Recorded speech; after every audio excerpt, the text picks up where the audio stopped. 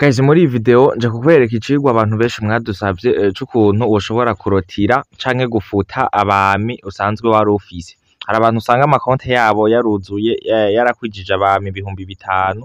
Rero ngoma ndakwereke uburyo woca ushobora gufuta abo bami. Je ngoma ndaberekere kuri iyi account nubwo utarakwiza abantu ibihumbi 5, urabona ndacafise bake cane.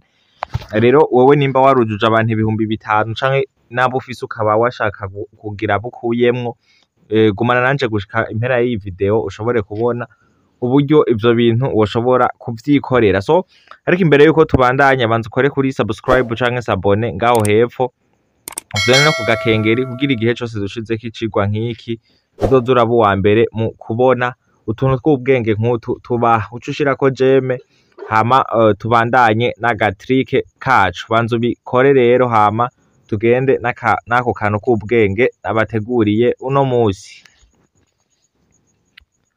Okay, nibaze ko wabihejeje rero. So uko rero ushobora gufuta abami wari usanzwe ufise, uraza ugafyonda ngaha ahantu kuri iyi buto y'abantu nyene baba bagusavye ubugenzi, abo busaba nyene ngaha ugafyondako nk'uku.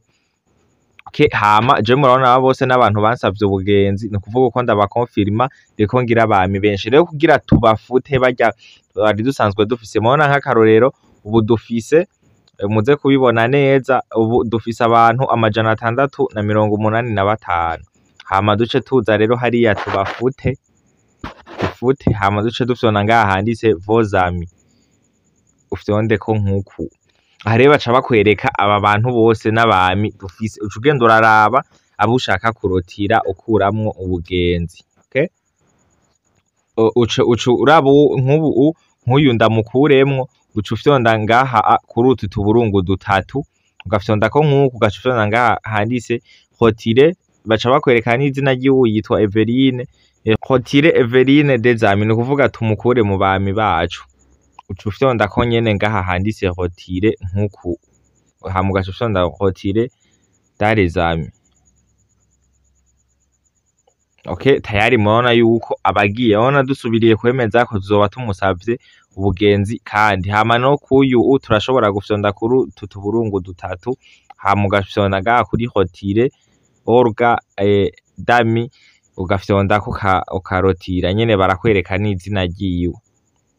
Okay, ukagenda uraraba abo ushaka kurotira bose tugafyondako ngaha, hama ukagira rotire. Ibi rero ubigira ku bantu bose usanzwe ufise bose ushaka gukuramwo, abo bose ukagenda uraraba abantu utabusha donc benshi mutaba muvugana nyene ushaka kubakuramwo. Ndakwibutsa mu gihe umuntu murotiye ngaha mubandanya muvugana nta kintu vyica, uretse nyene ko biba vyuzuza abantu kuri Facebook. Ndakwibutsa yuko Facebook yuzura mu gihe wamaze kuzuza abantu ibihumbi 5. Ha rero ashobora guca ubarotira kagenda urakuramwo abantu ushaka gufuta kuri Facebook yawe. Reka rero nkwakwanye ngire benshi mubibone muze kuraba.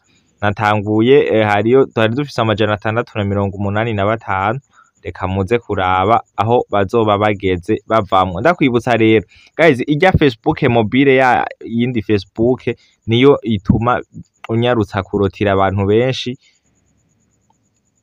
niho donc irabinyarutsa nyene ntirinda kurondeza connection nk'uku kwiyi. Hari igihe abantu usanga ushaka kurotira abantu benshi, rero ashobora kwifashisha irya Facebook nini mu kubakuramo. Okay, murabibona yuko uburyo turiko turabarotira.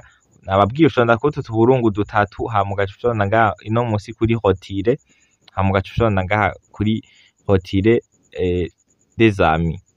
Okay, tayari. Ha rero tuvemwo mu birabe, tuje ngaha kuri ka gafoto do profile kacu ngaha nk'uku, hama tugaca tubirefreshinga muze kuraba abami baca usanga bagabanutse.